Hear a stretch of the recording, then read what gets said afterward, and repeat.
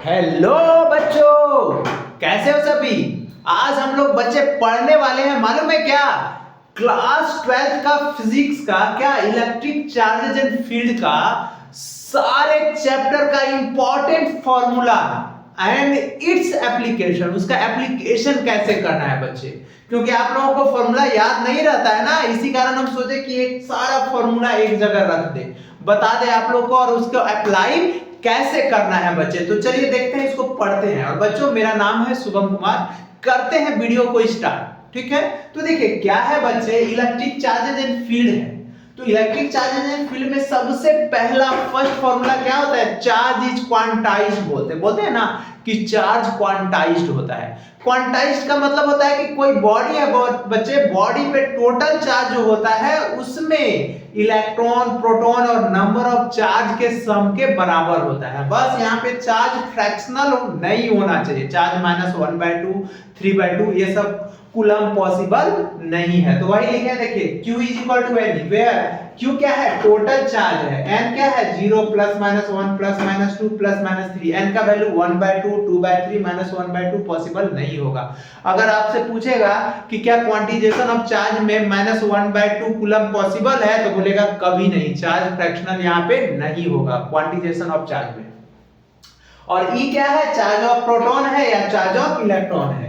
अब देखिए mass transfer होता है ड्यूरिंग चार्जिंग। कितना मास ट्रांसफर होता है? तो मास of electron into total number of electron, इतना। मतलब हम लोग जो देखते हैं, एक एनसीईआरटी में क्वेश्चन है कि मान लेते हैं पॉलीथीन को ना उलेन कपड़ा पे रब किया जा रहा है, तो बोला है कि कितना नंबर ऑफ ट्रांसफर होगा चार्ज।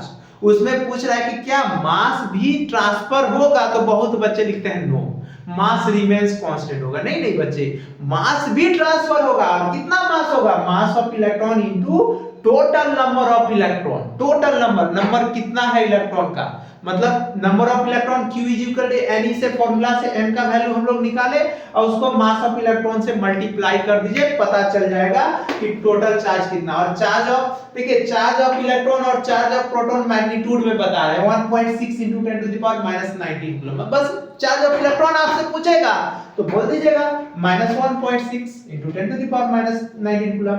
और मास ऑफ इलेक्ट्रॉन 9.1 × 10⁻31 केजी होता है। मास ऑफ प्रोटॉन क्या होता है? 1.67 × 10⁻27 केजी होता है। ये तो बच्चे आप लोग को क्लियर है। अब देखिए बच्चे, आप लोग से पूछेगा कि अल्फा पार्टिकल्स है, तो अल्फा पार्टिकल का क्या हो जाएगा? 2 × मास ऑफ प्रोटॉन।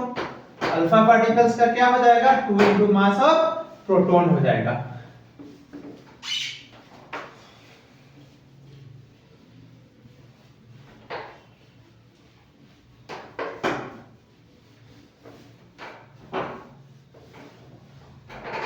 देखिए एक वर्ड यूज होता है चार्ज।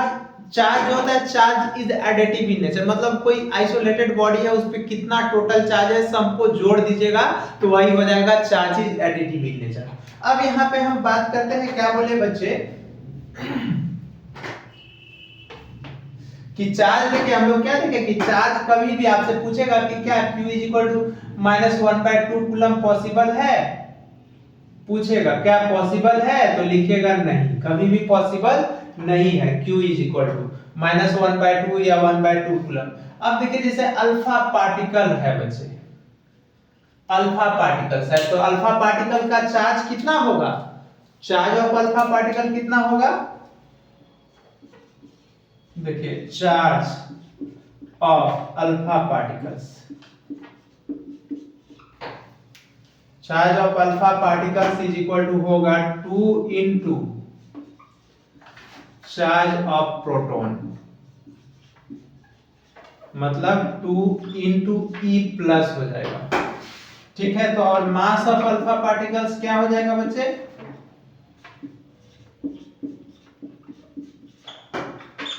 4 × मास ऑफ प्रोटॉन हो जाएगा। 4 × क्या हो जाएगा? मास ऑफ प्रोटॉन हो जाएगा। आ रहा है बात समझ में कि 4 × क्या हो जाएगा? मास ऑफ प्रोटॉन हो जाएगा। ठीक है, थोड़ा बड़ा लिखिए।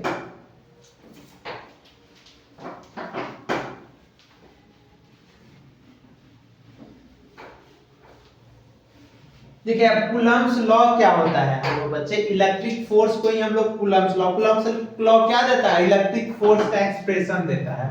आपसे पूछेगा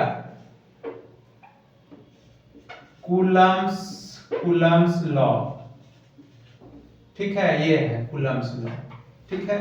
तो ये क्या देता है, it gives the formula of force, formula of किसका, फॉर्मूला ऑफ इलेक्ट्रिक फोर्स देता है। It gives the formula of electric force, it gives the formula of electric force, electric force का फॉर्मूला देता है। कैसे बच्चे कि ये बोले थे कि दो मास होगा Q1, दो चार्ज होगा Q1 और Q2 और इसके बीच का सेपरेशन R होगा। तो इलेक्ट्रिक फोर्स Fe, देखिए electric force is equal to क्या होगा बच्चे, K Q1 का मैग्नीट्यूड Q2 का मैग्नीट्यूड बटे R स्क्वायर, ठीक है, ये होगा K Q1 Q2 बटे R स्क्वायर, ये याद रखेगा। और K का वैल्यू यहाँ पे क्या होगा, देखिए वैल्यू ऑफ K याद रखेगा। K क्या है, कूलम्ब्स कांस्टेंट है, तो इसका वैल्यू होता है बच्चे 1/4 पाई एप्सिलॉन। इसका वैल्यू होता है 9 × 10⁹ न्यूटन मीटर स्क्वायर पर कूलम्ब स्क्वायर, ये हो गया, ठीक है, K का वैल्यू। तो इसको हम लोग ऐसे भी तो लिख सकते हैं कूलम्ब्स लॉ को, इसी को इलेक्ट्रिक फोर्स बोलते हैं। आ रहा है बात समझ में, इसी को हम लोग inverse square law of electric force भी बोल सकते हैं। तो देखिए वैल्यू ऑफ K ये है बच्चे। अब यहाँ पे K का वैल्यू है तो यहाँ पे एप्सिलॉन नॉट क्या है, एप्सिलॉन नॉट जो है ये पर मीटी है, Vt इन फ्री स्पेस है, ठीक है, पर मीटी Vt इन फ्री स्पेस है, इसका एप्सिलॉन नॉट बोलते हैं। इसका वैल्यू कितना होता है 8.5, इसको 9 × 10⁻⁻11 लिखिए, इसको कूलम्ब स्क्वायर पर न्यूटन मीटर स्क्वायर। आ रहा है बात समझ में बच्चे, कूलम्ब स्क्वायर पर न्यूटन मीटर स्क्वायर। तो इसी को हम लोग इलेक्ट्रिक फोर्स को कैसे लिख सकते हैं, देखिएगा electric force is equal to Fe is equal to, तो क्या हो जाएगा Q1 का मैग्नीट्यूड Q2 का मैग्नीट्यूड बटे 4 pi epsilon naught R square. इसी को बहुत लोग बच्चे ऐसे लिख देते हैं, इसका वैल्यू पुट कर देते हैं 9 × 10⁹ Q1 का मैग्नीट्यूड Q2 का मैग्नीट्यूड अब बटे R स्क्वायर। तो देखिए यहाँ पे बच्चे एक चीज आप लोग को आया कि इलेक्ट्रिक फोर्स इनवर्सली प्रोपोर्शनल होता है किसके, R स्क्वायर के। यहाँ पे इलेक्ट्रिक फोर्स जो है बच्चे Fe जो है वो इनवर्सली प्रोपोर्शनल है किसके, R स्क्वायर के। आ रहा है बात समझ में, Fe वर्सेस R ग्राफ क्या हो जाएगा, देखिए ये Fe है, ये Fe है और ये R है, ये Fe वर्सेस R ग्राफ है, तो ये रेक्टेंगुलर हाइपरबोला हो जाएगा। क्यों, क्योंकि Fe टेंड्स टू 0 करेगा तो R टेंड्स टू इंफिनिटी करेगा, इसी तरह R टेंड्स टू 0 करेगा तो Fe टेंड्स टू इंफिनिटी करेगा। तो ये इसका ग्राफ क्या हो जाएगा बच्चे, रेक्टेंगुलर हाइपरबोला। आ रहा है बात समझ में। अब देखिए हम लोग मीडियम का बात करते हैं, क्या होता है परमिटिविटी इन फ्री स्पेस देख लिया हम लोग। अब रिलेटिव परमिटिविटी देखते हैं, या उसी को हम लोग क्या बोलते हैं, डाइलेक्ट्रिक कांस्टेंट। अब हम लोग बात करेंगे रिलेटिव परमिटिविटी का।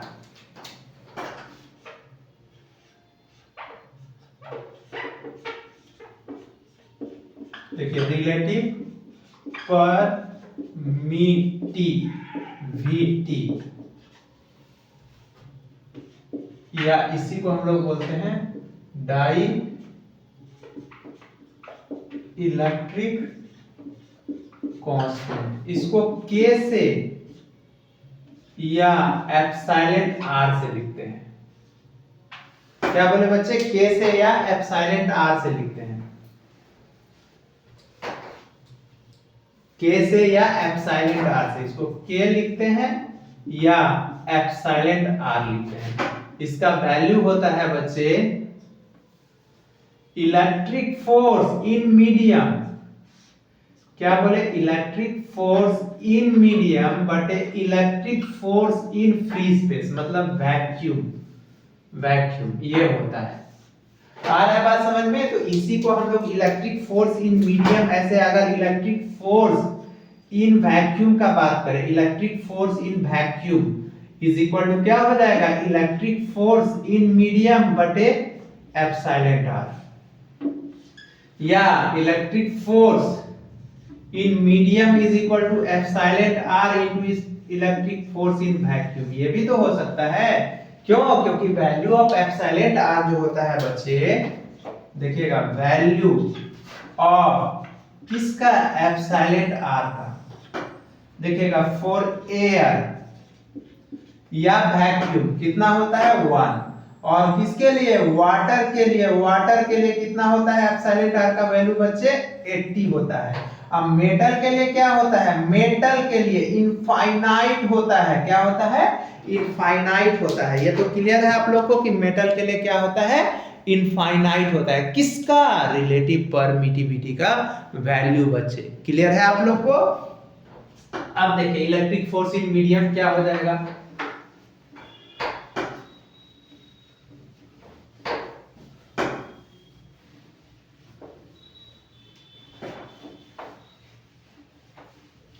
तो देखिए इलेक्ट्रिक फोर्स इन वैक्यूम क्या होगा? देखिएगा electric force in vacuum, vacuum is equal to क्या था? Q1 Q2 बटे 4 pi epsilon naught r square. अब देखिए electric force in medium, medium का बात कर रहे हैं तो क्या होगा? Q1 Q2 बटे 4 पाई एप्सिलॉन आर स्क्वायर। क्यों बच्चे एप्सिलॉन आर? क्योंकि यहां पे पढ़िए एप्सिलॉन नॉट क्या है? परमिटी है, VT permittivity in free space है, इन फ्री स्पेस है। ठीक है, इसका वैल्यू अभी हम लोग पढ़े 8.85, इसी को इंटू 10 टू द पावर -11 क्या? कूलम स्क्वायर, कूलम स्क्वायर पर newton metre square, metre square. इसी को अप्रॉक्स हम 9 लिखे। ठीक है, और लेकिन यहाँ पे एप्सिलॉन क्या है? एप्सिलॉन जो है परमिटिविटी है, परमिटिविटी है। कहां पे बच्चे? In free, in medium. इन कहां पे है? मीडियम में है। आ रहा है बात समझ में? किसमें है? मीडियम में। अब देखिए तो यहाँ पे हम लोग इसका वैल्यू पुट कर सकते हैं ना। अभी तो हम लोग बताए, ये देखिए तो अभी हम लोग फॉर्मूला पढ़े बच्चे। क्या फॉर्मूला पढ़े?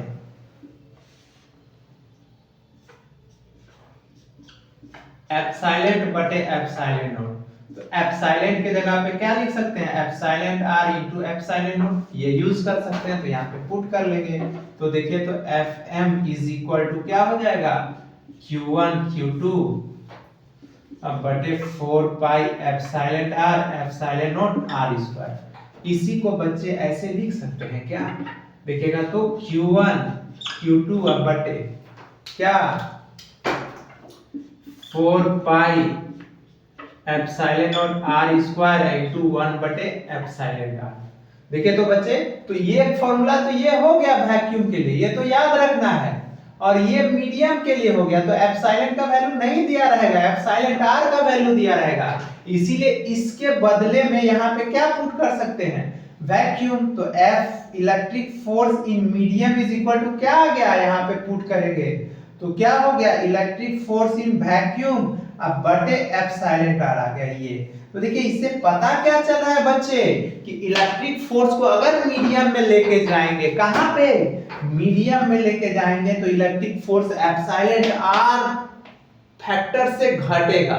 1/εr टाइम्स फैक्टर से घटेगा। वही हम लोग बोलते हैं ना कि ग्रेविटेशनल फोर्स को अगर हम लोग मीडियम में लेके जाते हैं तो कोई चेंज नहीं होता है, क्योंकि मीडियम पे डिपेंड नहीं करता है, लेकिन electric force nature of medium पे डिपेंड करता है। ये बात आप लोग को अच्छे से याद होना चाहिए, ठीक है बच्चे। चलिए देखिए बच्चों, आप लोग से पूछेगा कि इलेक्ट्रिक फोर्स और ग्रेविटेशनल फोर्स, क्या बोले, इलेक्ट्रिक फोर्स और ग्रेविटेशनल फोर्स किस में, आपसे पूछेगा कि इलेक्ट्रिक फोर्स और ग्रेविटेशनल फोर्स टू प्रोटॉन में कितना क्या होगा। तो 10⁻36 टाइम्स जो होगा ना बच्चे, इलेक्ट्रिक फोर्स स्ट्रॉन्गर होगा ग्रेविटेशनल फोर्स से। क्योंकि आप लोग याद करिए, फंडामेंटल नेचर ऑफ फोर्सेस 4 तरह का होता है। कौन कौन? Gravitational force, electric force, strong nuclear force और वीक न्यूक्लियर फोर्स, जिसमें सबसे स्ट्रॉन्गेस्ट फोर्स नेचर में बच्चे स्ट्रॉन्ग न्यूक्लियर फोर्स है। इसके बाद कौन है बच्चे? Weak nuclear force. तब कौन है? Electric force. तब कौन है? Gravitational force. ग्रेविटेशनल फोर्स सबसे वीकेस्ट फोर्स है इन नेचर में, ये आप लोग को याद होना चाहिए। इसीलिए अब देखिए, इलेक्ट्रॉन दो इलेक्ट्रॉन का बात करेंगे, क्या इलेक्ट्रिक फोर्स और ग्रेविटेशनल फोर्स का रेशियो, तो कितना ज्यादा स्ट्रॉन्गर होगा? 10⁻42 टाइम। और इलेक्ट्रिक फोर्स और ग्रेविटेशनल फोर्स, प्रोटॉन और इलेक्ट्रॉन का बात करेंगे तो 10⁻39 टाइम। यही 3 तो पूछेगा, याद रखिएगा, ऑब्जेक्टिव में पूछ सकता है, जहां पे F इलेक्ट्रिक फोर्स है, Fg ग्रेविटेशनल फोर्स है। अब हम लोग बात करते हैं इलेक्ट्रिक फील्ड के बारे में। तो देखिए, इलेक्ट्रिक फील्ड क्या होता है बच्चे,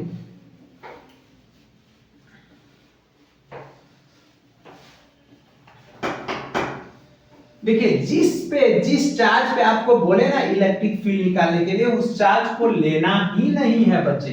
क्यों नहीं लेना है? देखिए आपको बताते हैं क्या होता है, कैसे होता है इलेक्ट्रिक फील्ड के बारे में। देखिए इलेक्ट्रिक फील्ड,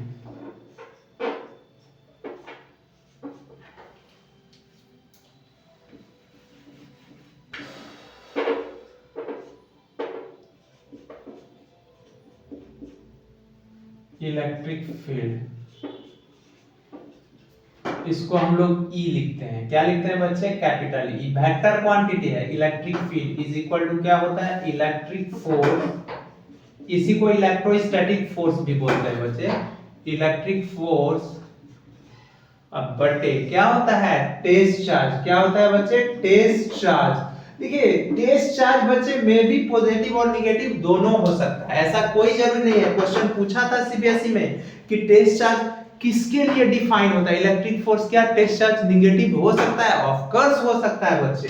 तो देखिए, तो electric field is equal to क्या हो जाएगा यहाँ पे? इलेक्ट्रिक फोर्स अब बटे Q0। ये फॉर्मूला हो गया, याद रखिएगा। याद है? ठीक है, एमपी याद रहेगा। अब देखिए, electric field for point charge के लिए, इलेक्ट्रिक फील्ड हम लोग देखने जा रहे हैं फॉर किसके लिए? Electric field for point charge, for point charge के लिए, पॉइंट चार्ज के लिए, ठीक है। Electric field for point charge के लिए देखने जा रहे हैं। फील्ड किसके लिए बच्चे? फॉर पॉइंट चार्ज के लिए। तो क्या होगा पॉइंट चार्ज के लिए? तो देखिए, इलेक्ट्रिक फील्ड हम लोग पॉइंट चार्ज के लिए देखेंगे तो E इज इक्वल टू बच्चे होगा K Q अब बटे R²। इसी को हम लोग लिख सकते हैं Q अब बटे 4 पाई एप्सिलॉन नॉट R², या इसी को हम लोग लिख सकते हैं 9 × 10⁹ Q अब बटे R²। ये याद रखेगा। देखिए, जिस पे बोला, मतलब यहां देखिए, यहां 2 पॉइंट है, मान लेते हैं ये 2 कूलम है और ये 3 कूलम है, ठीक है, ये 3 कूलम है बच्चे, और ये 4 मीटर है। आपसे पूछा कि फाइंड, बोल दिया फाइंड E एट, बोल दिया 3 कूलम पे। कहां पे बोल दिया? 3 कूलम पे बच्चे निकालने के लिए। तो जिसे 3 कूलम पे बोला ना बच्चे, तो 3 कूलम इसके लिए टेस्ट चार्ज हो गया। तो इलेक्ट्रिक फील्ड जो हो जाएगा, फॉर्मूला क्या हो जाएगा? K × 2 देते तो क्या होगा? K × 2 अब बटे 4 का होल स्क्वायर। ये हो जाएगा। आया बात समझ में? क्योंकि हम लोग सोर्स चार्ज को लेंगे, जिस पे बोलेगा उस चार्ज को लेना ही नहीं है। क्लियर है? क्यों नहीं लेना है? क्योंकि टेस्ट चार्ज इंडिपेंडेंट होता है इलेक्ट्रिक फील्ड से बच्चे। ठीक है, टेस्ट चार्ज इंडिपेंडेंट होता है इलेक्ट्रिक फील्ड से। अब देखिए हम लोगों से E वर्सेस R ग्राफ पूछेगा, E वर्सेस R, तो इनवर्सली प्रोपोर्शनल है तो ये भी यही ग्राफ हो जाएगा। क्यों? क्योंकि E जो होता है बच्चे इनवर्सली प्रोपोर्शनल टू क्या होता है, R स्क्वायर के। तो देख लिया हम लोग इलेक्ट्रिक फील्ड, क्योंकि इलेक्ट्रिक फील्ड भी वेक्टर क्वांटिटी है, इसको कभी भी ऐड कीजिएगा तो ट्रायंगल ऑफ वेक्टर एडिशन से, ठीक है, या principle of superposition of force से, यही दो से आप यूज कर सकते हैं बच्चे। अब हम लोग बात करते हैं बच्चे लीनियर चार्ज डेंसिटी का। लीनियर चार्ज डेंसिटी क्या होता है? अगर कोई रॉड वुड में हम लोगों को अगर फाइनाइट रॉड दे दिया, अब उसमें इलेक्ट्रिक फील्ड का एक्सप्रेशन निकालना है तो कैसे निकलेगा बच्चे? तो उसके लिए क्या करेंगे? तो याद है linear charge density, volume charge density और तीन तरह का होता है ना, surface charge density. Charge density तीन तरह का होता है। तो चलिए हम लोग बात करते हैं क्या, लीनियर चार्ज डेंसिटी। किसके बारे में बच्चे? Linear charge density. Linear charge density, इसको हम लोग लैम्डा लिखते हैं। लैम्डा इज इक्वल टू क्या हो जाएगा, चार्ज बटे लेंथ होगा। क्या होगा? चार्ज बटे लेंथ। इसका यूनिट क्या होगा? कूलम बटे मीटर। चार्ज बटे लेंथ। वही फॉर फाइनाइट का बात करेंगे। फॉर फाइनाइट कोई रॉड है बच्चे, चार्ज रॉड है, जैसे इस टाइप का मान लेते हैं फाइनाइट, ये एल लेंथ का रॉड है। अब यहाँ पे क्या करेंगे, डीएल एलिमेंट ही छोटा सा कट करेंगे, छोटा सा पॉजिटिव चार्ज रॉड है, तो छोटा सा जब कट करके निकालेंगे बच्चे तो इसमें कितना चार्ज आएगा, डी क्यू, और कितना लेंथ में, डीएल में। तो इसका क्या हो जाएगा, ये एल लेंथ है, तो इसका फॉर फाइनाइट के लिए क्या हो जाएगा, linear charge density D Q बटे क्या हो जाएगा, डीएल, डी क्यू बटे डीएल। क्लियर है? अब बात करते हैं हम लोग charge surface charge density.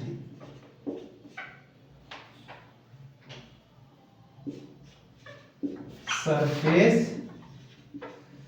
Charge density, कोई सीट है बच्चे, तो सरफेस चार्ज डेंसिटी को सिग्मा से लिखते हैं। तो सिग्मा इज इक्वल टू क्या होता है, सरफेस चार्ज डेंसिटी सिग्मा होता है, तो ये होता है बच्चे Q बटे A, और इसका यूनिट क्या होता है, कूलम बटे मीटर स्क्वायर। दोनों स्केलर क्वांटिटी है बच्चे, तो फॉर फाइनाइट का क्या हो जाएगा,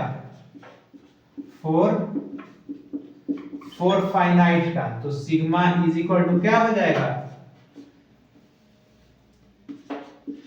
dq बटे dA। क्या हो जाएगा, dq बटे dA। क्लियर है बच्चे, dq बटे dA हो जाएगा। चलिए आगे देखते हैं हम लोग। अब देखते हैं वॉल्यूम चार्ज डेंसिटी। क्या मतलब, अगर कोई सीट को काटा जाएगा, फाइनाइट सीट होगा तो कैसे निकालेंगे, क्लियर है ना।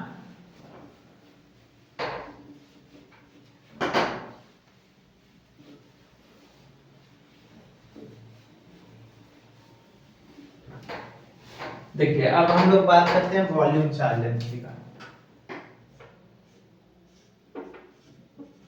वॉल्यूम चार्ज डेंसिटी, इसको हम लोग रो लिखते हैं। क्या लिखते हैं, डेंसिटी, रो रो रो क्या है, RHO रो है, इसको ऐसे लिखते हैं, रो और आधा ऑफ रो। तो क्या होता है, चार्ज बटे वॉल्यूम, Q बटे V। देख रहे हैं, यूनिट से समझिएगा, कूलम बटे मीटर क्यूब होता है, वॉल्यूम का ना यूनिट होता है। अब फॉर फाइनाइट का बात करेंगे तो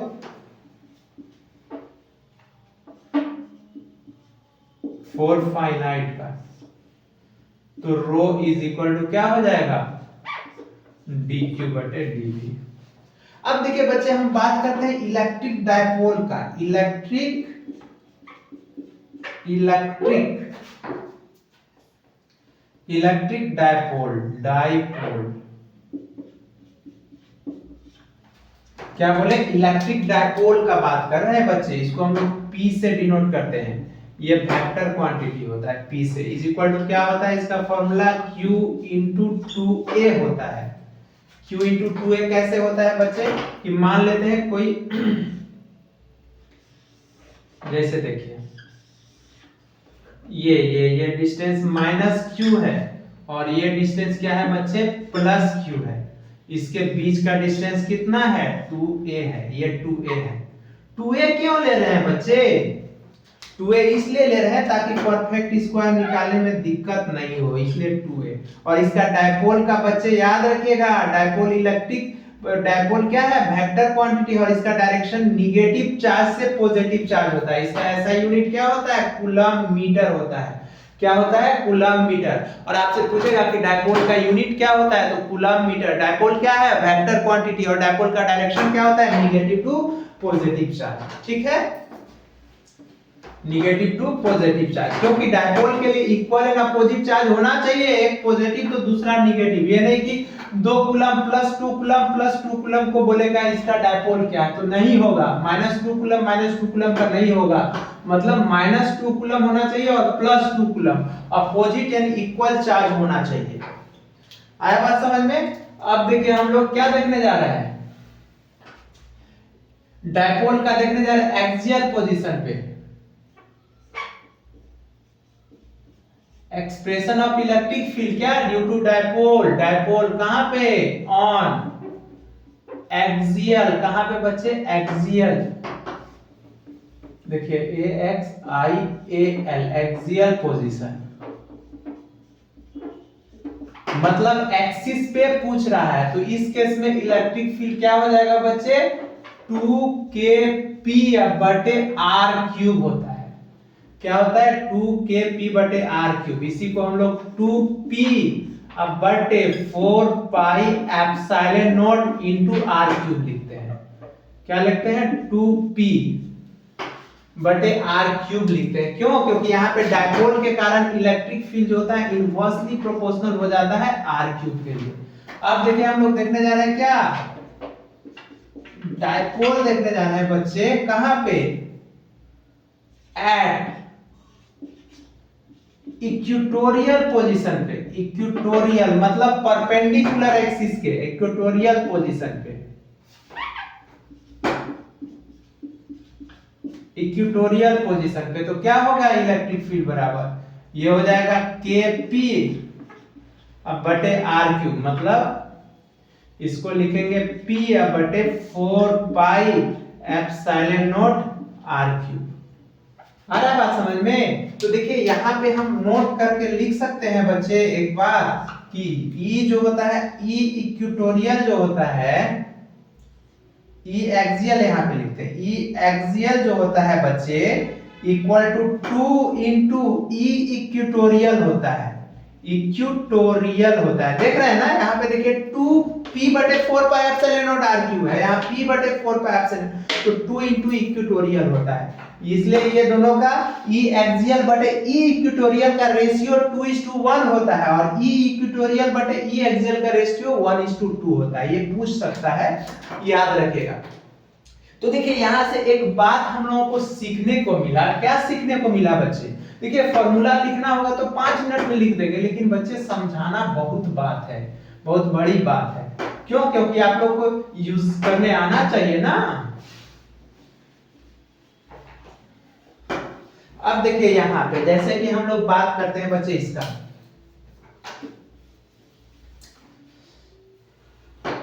अगर 4 पॉइंट के लिए देखे थे, 4 पॉइंट का बात करते हैं, तो इलेक्ट्रिक फील्ड क्या था, इलेक्ट्रिक फील्ड जो था ना वो डायरेक्टली प्रोपोर्शनल टू क्या था बच्चे, r² था, r² था। ठीक है, अब 4 डायपोल के लिए क्या हो गया, 4 डायपोल के लिए तो इलेक्ट्रिक फील्ड जो हो गया इनवर्सली प्रोपोर्शनल हो गया r³ के।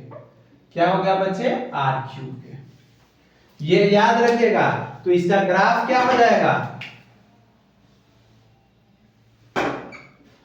E versus R graph. तो देखिए ये जो हो गया बच्चे रैपिडली जो चेंज करेगा, मान लेते हैं ये जो हो गया ग्राफ किसका हो गया, ये वाला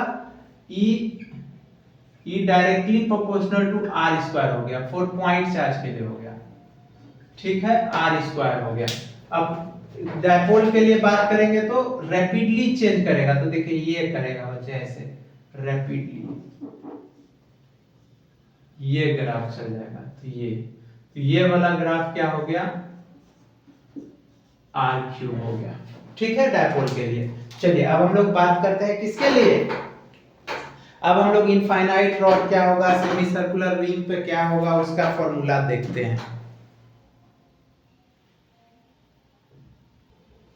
देखिए बच्चों, अगर फॉर फाइनाइट रॉड रहेगा, फाइनाइट का मतलब क्या है, सॉरी इनफाइनाइट, क्या होगा बच्चे यहाँ पे, इनफाइनाइट रॉड होगा। तो क्या होगा इनफाइनाइट का, E is equal to k lambda बटे r sine phi 1 plus sine phi 2।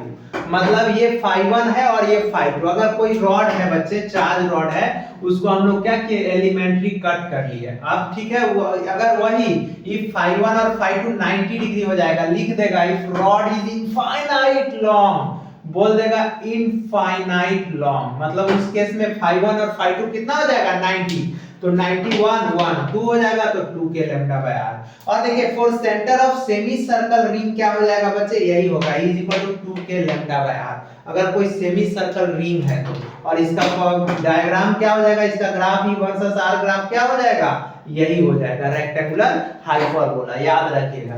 अब हम लोग देख लेते हैं कहां, एक्सिस ऑफ चार्ज रिंग पे, कहां पे, इलेक्ट्रिक फील्ड, ये सब देख रहे हैं बच्चे, क्या देख रहे हैं, इलेक्ट्रिक फील्ड, जहां पे लैम्डा क्या है, लीनियर चार्ज डेंसिटी है। ठीक है,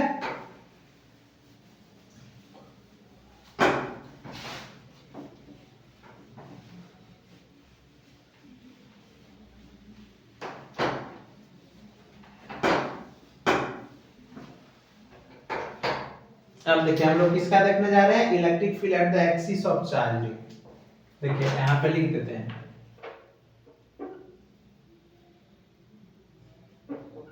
एक्सिस ऑफ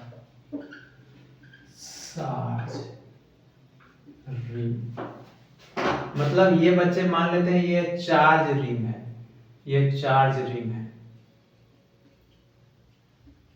ठीक है, इसके यहां से x डिस्टेंस पे, ये P पॉइंट पे x डिस्टेंस पे पूछेगा, तो E एक्सिस बराबर क्या हो जाएगा, देखिए E axis is equal to, याद रखेगा क्या होगा, K Q X, x distance है तो, अब बटे क्या हो जाएगा, ये डिस्टेंस और ये इसका क्या है, रेडियस है बच्चे, कितना रेडियस है a, तो कितना हो जाएगा a square plus x square पे पावर 3/2 हो जाएगा। इसी को हम लोग क्या लिख सकते हैं, qx अब बटे 4 पाई एप्सिलॉन नॉट, k का वैल्यू डाल दिए, a square plus x square पे पावर 3/2, यही ना हम लोग रखते हैं। और अगर मान लेते हैं कि, हम मान लेते हैं कि x जो होता है बच्चे, मान लेते हैं कि x much much greater than है a से, तो यहां से x स्क्वायर को क्या कर लेते हैं, x much much greater than है a से, तो a स्क्वायर को यहां पे क्या कर लेते हैं, a स्क्वायर को नेग्लेक्टेड कर लेते हैं, नेग्लेक्टेड कर लेते हैं, तो क्या हो जाता है E बराबर, तो E बराबर हो जाता है k क्यूब, अब बटे देखिए तो x स्क्वायर हो जाएगा, a स्क्वायर को नेग्लेक्ट कर लिए तो x स्क्वायर पे पावर 3/2, देखिए तो x स्क्वायर पे पावर 3/2 होगा, तो ये 2 2 कट जाएगा, तो x क्यूब हो जाएगा, और ऊपर x है तो कट के कितना आ जाएगा, qx बटे x स्क्वायर। देखिए तो 4 पॉइंट चार्ज के लिए जैसा 4 पॉइंट चार्ज के जैसा बिहेव करने लगेगा। ये हो गया एक फॉर्मूला, और एक फॉर्मूला तो आपका ये हो गया बच्चे। अब मान लेते हैं एट सेंटर पे पूछ दे, कहां पे, एट सेंटर पे, एट सेंटर पे पूछ दे, तो सेंटर पे जब पूछेगा तो x बराबर क्या हो जाएगा 0, तो E बराबर क्या हो जाएगा 0। यही कारण है कि इलेक्ट्रिक फील्ड कोई भी कंडक्टिंग मटेरियल के अंदर 0 होता है। क्यों, ये भी रीजन बोल सकते हैं कि चार्ज हमेशा कंडक्टर के सरफेस पे होता है। आ रहा है बात समझ में बच्चे, इसी कारण से। अब देखते हैं हम लोग गॉस, गॉस का क्या होता है, गॉस फॉर्मूला क्या होता है बच्चे, चलिए देखते हैं। गॉस, गॉस जो बोले थे कि जहां पे देखिए, जहां पे इलेक्ट्रिक कूलम्ब्स लॉ एप्लीकेबल नहीं होता है बच्चे, वहीं पे गॉस आ जाता है, क्या आ जाता है, गॉस आ जाता है। जहां पे electric force Coulomb's law applicable नहीं होता है, वहां पे गॉस लॉ एप्लीकेबल होता है। तो देखिए एक बात ये याद रखिएगा, क्या, अब देखिए टॉर्क क्या होता है, टॉर्क, देखिए टॉर्क, याद रखेगा ये पीई साइन थीटा होता है। इसी को इन वेक्टर फॉर्म में लिखेंगे तो टॉ इज इक्वल टू हो जाएगा बच्चे पी क्रॉस ई हो जाएगा, ठीक है। और गॉस देखिए, गॉस लॉ में हम लोग इसी में इलेक्ट्रिक फ्लक्स का बात करते हैं। किसका? Electric flux. देखिए इलेक्ट्रिक फ्लक्स क्या होता है, इसको फाई ई लिखते हैं। ये ई और डॉट ds होता है बच्चे, डॉट प्रोडक्ट होता है। क्यों? स्केलर क्वांटिटी होता है, ये पॉजिटिव नेगेटिव जीरो तीनों हो सकता है, इसीलिए इसको ई ds cos थीटा बोलते हैं। थीटा एंगल बिटवीन ई और ds है। और गॉस थ्योरम क्या होता है? गॉस थ्योरम होता है कि phi E is equal to ये line integral of any closed loop into E dot ds is equal to q enclosed बटे एप्सिलॉन नॉट। मतलब अगर कोई फिगर है बच्चे और इसके अंदर चार्ज कितना है? q है। जैसे यहाँ पे मान लेते हैं ना, यहाँ पे q1 चार्ज है, q1 है, और यहाँ पे q2 है, यहाँ पे q3 है, यहाँ पे q4 है, तो इसका फ्लक्स क्या हो जाएगा? तो फाई इज इक्वल टू, देखिए इसका मतलब line integral of any closed loop q dot ds, मतलब ये गॉसियन सरफेस है। क्या है बच्चे? गॉसियन सरफेस है। तो इसके अंदर चार्ज कितना है? देखिए तो सिर्फ q1 है, तो q1 बटे एप्सिलॉन, ये हो गया। अगर बच्चे आपसे पूछेगा जैसे क्यूब ऑफ फेस पे, मतलब क्यूब के जैसे क्यूब दिया हुआ उसके फेस पे, तो इलेक्ट्रिक फ्लक्स क्या हो जाएगा? q बटे एप्सिलॉन नॉट। और अगर ईच फेस पे पूछेगा, ईच फेस पे, तो कितना फेस होता है क्यूब का? 6, इसलिए ये 6 में डिवाइड हो जाएगा, q बाय 6 एप्सिलॉन नॉट। ये याद रखिएगा आप लोग। आया बात समझ में? अगर फेस ऑफ क्यूब पूछेगा तो ये, ईच फेस ऑफ क्यूब पूछेगा तो ये q बाय 6 एप्सिलॉन नॉट। ठीक है बच्चों, अब देखते हैं हम लोग क्या, ये तो हम लोग देख लिए गॉस का। देखिए बच्चों बहुत ही इंपॉर्टेंट ये फॉर्मूला है, क्या? थीन स्फेरिकल सेल और सॉलिड स्फीयर बच्चे। तो थीन स्फेरिकल सेल में क्या होता है ना, गॉसियन सरफेस लेना पड़ता है। एक बार गॉसियन सरफेस केस 1 में देखिए r ग्रेटर देन r है, मतलब ये r ग्रेटर देन r है, मतलब ये गॉसियन सरफेस है। तो इसके अंदर total charge enclose the Gaussian surface कितना है? q। तो q by 4 pi epsilon naught r cube r square electric field हो गया। याद रखेगा इलेक्ट्रिक फील्ड जो होता है, इलेक्ट्रिक फील्ड लाइंस जो होता है हमेशा सरफेस ऑफ कंडक्टर पे परपेंडिकुलर होता है और ऐसा प्रतीत होता है कि उसके सेंटर से रेडियली निकल रहा है। आ रहा है बात समझ में? रेडियस के अलोंग निकल रहा है और परपेंडिकुलर होता है। केस 2 में r is equal to r होगा सरफेस पे, मतलब यही गॉसियन सरफेस हो गया।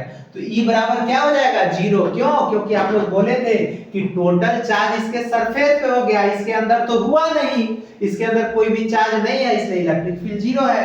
केस 3, अब r ग्रेटर देन r है, मतलब इनसाइड है, मतलब अब ये कैपिटल ये जो सरफेस है ना, ये अंदर गॉसियन सरफेस आ गया। तो E is equal to k q बटे 4 pi epsilon naught r square, जो कि कांस्टेंट होगा।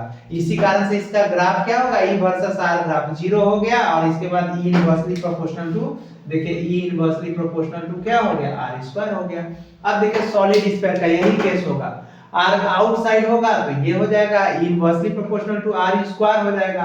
अगर r is equal to r होगा तो सरफेस पे क्या हो जाएगा? कांस्टेंट हो जाएगा, q बटे 4 pi epsilon naught r square हो जाएगा, रेडियस ऑफ स्फीयर है। और केस 3, क्योंकि स्मॉल r यहाँ पे वेरिएबल है, वो कभी बाहर जा रहा है कभी अंदर, ठीक है, और यहाँ पे r ग्रेटर देन r है, कैपिटल R ज्यादा हो गया स्मॉल r से, मतलब अंदर हो गया, इनसाइड हो गया, क्योंकि कैपिटल R तो स्फीयर का रेडियस है बच्चे। तो देखिए qr बटे 4 pi epsilon naught r cube हो गया, तो E directly proportional to r हो गया। तो इसका ग्राफ हो गया डायरेक्टली प्रोपोर्शनल टू और ये इनवर्सली प्रोपोर्शनल टू का। ये याद रहेगा बच्चे। अब हम लोग थिन शीट और थिक शीट का देख लेते हैं, बस खत्म हो जाएगा।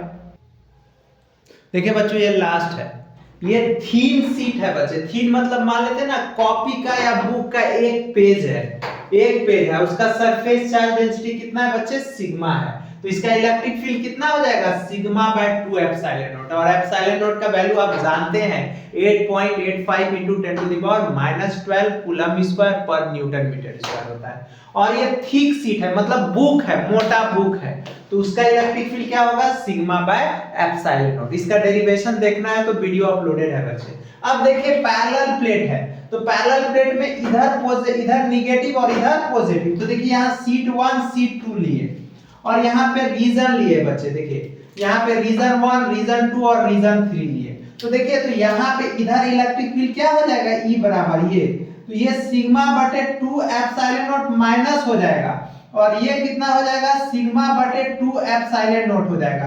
तो E नेट क्या हो जाएगा, E बराबर जोड़ेंगे तो सिग्मा बटे 2 एप्सिलॉन नॉट माइनस सिग्मा बटे 2 एप्सिलॉन नॉट, कट के कितना हो जाएगा, 0।